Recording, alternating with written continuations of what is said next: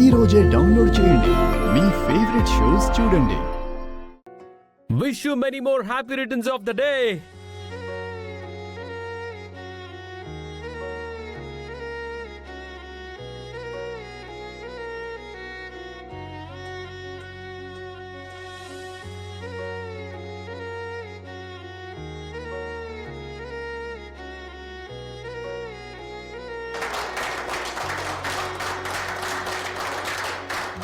అమ్మని అడగాల సుమంత ప్రేమ కోసం, కమ్మగా పొగడాల మనసంత మమత కోసం.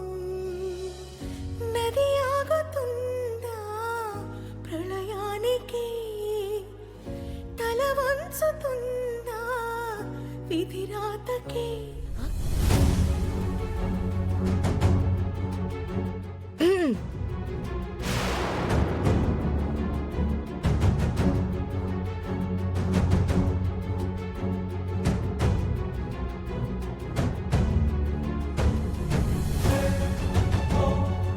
ఏంటి బాధపడుతున్నావా?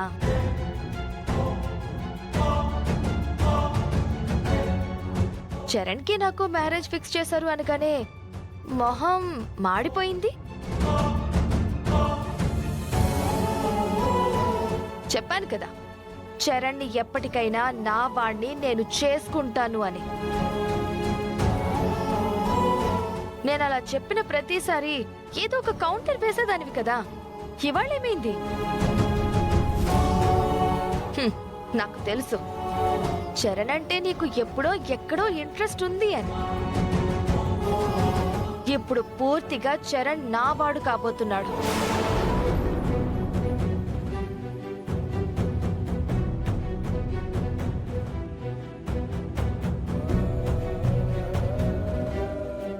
మాట్లాడు. ఏంటి కౌంటర్లేమీ రావట్లేదా?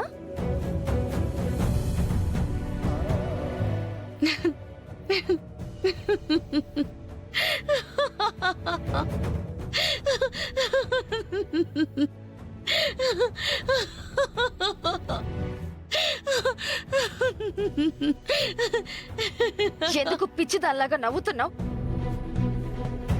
ఓహో, నాకేం కౌంటర్ ఇవ్వాలో తెలియక నవ్వుతూ కవర్ చేసుకుంటున్నావా? కవర్ చేసుకుంటుంది నీ మనసుని మోసం చేసుకుంటుంది నువ్వు. చరణ్ నిన్ను ప్రేమించలేదు, నువ్వు పాట పాడినా ఆ పాటని అభిమానించాడు, ఆ గొంతుని ఇష్టపడ్డాడు. ఆ గొంతు నీదా?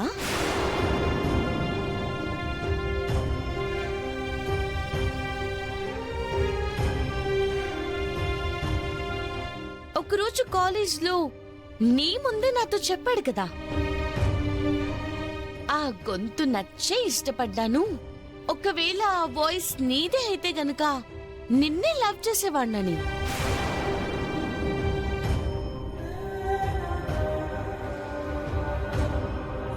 గుళ్ళో పాడింది నువ్వే అయ్యుండొచ్చు, ఆల్బంలో నా బ్యాక్గ్రౌండ్ లో ఉండి పాట పాడింది కూడా నువ్వే అయ్యుండొచ్చు. కానీ ఆ విషయం చరణ్కి తెలియదు కదా. అంటే నువ్వు మోసం చేస్తున్నట్టే కదా? నేనే మోసం చేయలేదు, నిజంగానే చరణ్ని లవ్ చేస్తున్నాను. నీ లవ్ లో అంత నిజాయితీ ఉంటే ఆ నిజాన్ని చరణ్కి చెప్పేదానివి, నీ ప్రేమతో తనకి దగ్గరయ్యేదానివి.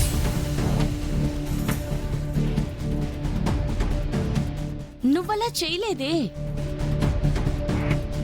ఒక అబద్ధాన్ని చరణ్ నిజమని నమ్ముతున్నాడు, అది అబద్ధమని తెలిసి కూడా దాన్ని నిజమని చెప్పి నువ్వు నమ్మేస్తున్నావు. దీన్నే మోసం అంటారు.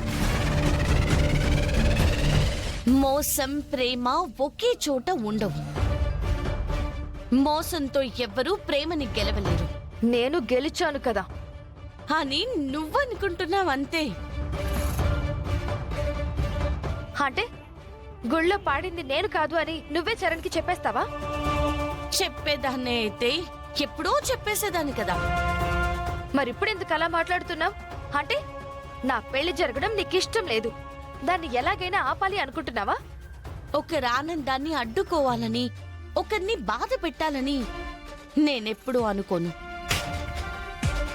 అటు చరణ్ వాళ్ళ మమ్మీ, ఇటు మీ మమ్మీ ఒప్పుకున్నారు కాబట్టి నీ ప్రేమ పెళ్లి దాకా వచ్చింది.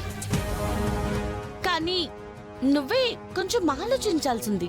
నన్నెలా బాధ పెట్టాలి, నాకెలా కౌంటర్ ఇవ్వాలని కాదు. నువ్వు చేస్తున్న మోసం పెళ్ళయ్యే వరకు బయటపడకుండా ఉండాలని ఆ దేవుణ్ణి వేడుకో.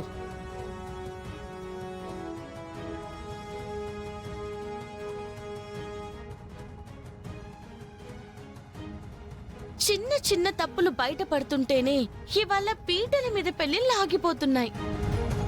నువ్వు చేసింది తప్పు కాదు, మోసం.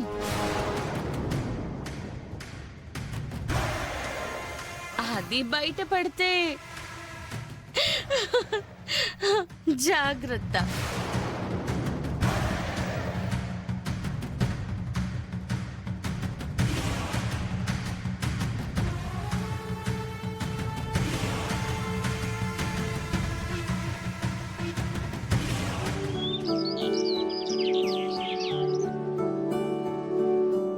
మమ్మీ, సడన్ గా గుడికెందుకు? మీ పెద్దమావయ్య పెళ్లిరా, అందుకే అందరం గుడికి వెళ్తున్నాం. పదండి.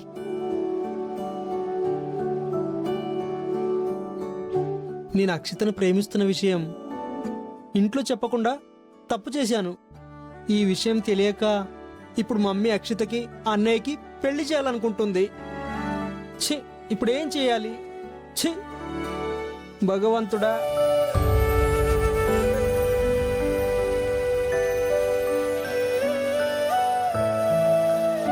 చంటి, ఇప్పటి వరకు నువ్వు చేసిన ఆలస్యం చాలు. ఇకనైనా అక్షితను ప్రేమిస్తున్న విషయం మీ మమ్మీకి చెప్పాలనే ఉంది, కానీ చెప్పలేకపోతున్నాను. అదే ఎందుకని చూసావు కదా మమ్మీ ఏమందో. ఈ పెళ్లికి గాని ఆటంకం కలిగితే తను చచ్చిపోతానంటుంది కదా. ఇప్పుడు అమ్మ అన్నయ్యకి అక్షితకి పెళ్లి ఫిక్స్ చేసిన తర్వాత కాదు నేను ప్రేమించానని చెప్పి ఈ పెళ్లికి అడ్డుపడితే మా అమ్మకు పట్టుదల ఎక్కువ. తను అనుకున్న దానికి వ్యతిరేకంగా జరిగితే తను అన్నంత పనే చేస్తుంది. అప్పుడు నువ్వు అక్షితను దూరం చేసుకుని బ్రతకగలవా? బ్రతకలేను. మరి దీనికి ఏంటి సొల్యూషన్?